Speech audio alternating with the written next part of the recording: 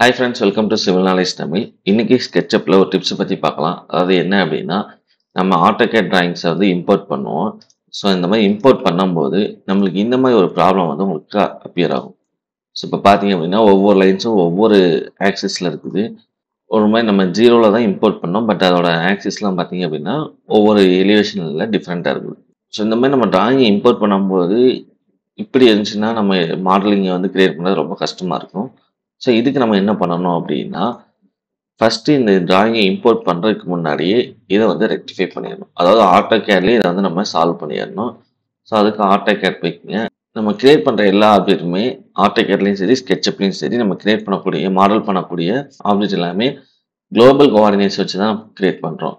அதாவது ஆரிஜின் வந்து 0 X axis, Y axis, Z axis மூணுமே குளோபல் கோஆர்டினேட். அதே குளோபல் கோஆர்டினேட் வச்சு தான் நம்ம ஸ்கெட்சப்லையும் கிரியேட் பண்ணுறோம்.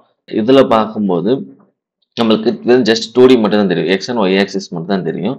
பட் இதோட இசட் வேல்யூ என்ன அப்படிங்கிறது நமக்கு தெரியாது. 3Dல இருக்கும்போது நமக்கு இசட் ஆக்சிஸ் தெரியறதுனால தான் உங்களுக்கு இந்த வேரியேஷன் வந்து ஃபீல் ஆகுது. ஆட்டோகேட்ல நம்ம ஜெட் ஆக்சிஸ் என்ன இருக்குதுன்னு தெரியாது. ஸோ உங்களுக்கு இதை ஃப்ரண்ட் வியூ வச்சு பாருங்க.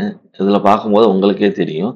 இசட் ஆக்சிஸ் எக்ஸ் இந்த இசட் பார்க்கும்போது இசட்ல வந்து லேயர் பை லேயராக மாறி இருக்கு. ஏன்னா இசட்டோட வேல்யூஸ் வந்து இன்க்ரீஸ் ஆயிருக்கு. ஸோ அதனால தான் நம்மளுக்கு லைன்ஸ் இம்போர்ட் பண்ணும்போதும் இதில் சேம் என்ன கோஆர்டினேட்டில் இருக்கோ அதே கோஆர்டினேட்டில் தான் நம்மளுக்கு ஸ்கெட்சப்லையும் இம்போர்ட் ஆகுது. ஸோ நம்ம இந்த இடத்துலயே நம்ம இதை கிளியர் பண்ணிட்டோம் அப்படின்னா ஸ்கெட்சப்பில் இம்போர்ட் பண்ணும்போது ப்ராப்பராக இம்போர்ட் ஆகிடும்.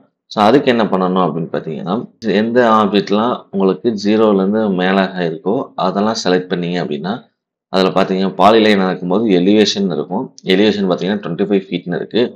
ஸோ இதை வந்து 0ன்னு சேஞ்ச் பண்ணிக்கிங்க. 0ன்னு சேஞ்ச் பண்ணிங்க அப்படின்னா உங்களுக்கு அதோட பொசிஷன் வந்து 0க்கு வந்துடும். நெக்ஸ்ட் இந்த லைனை சூஸ் பண்ணுறோம். இந்த லைனோட ஸ்டார்ட் அண்ட் எண்டுன்னு இருக்கும்.